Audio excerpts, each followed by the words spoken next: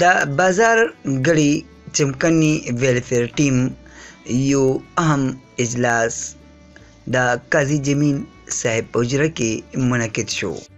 د دې اجلاس د بازار غړي مشهور شخصیت حاجی غلام رسول کولو.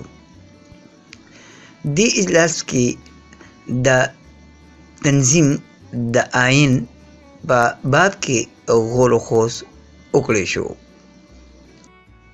په دې اجلاس کې قاضي جمیل صاحب د تنظیم سرپرست اعلی ساجد صدر دوم، ریاض پریس سیکرټري او توصیف سیکرټري اطلاعات وټاکلی شو.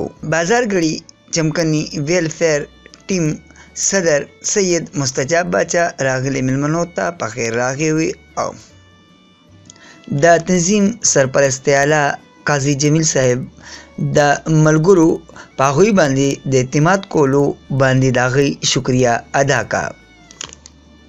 د تنظیم د آئین د منظورۍ لپاره اجلاس را روان اتواله پورې وځنډولی شو.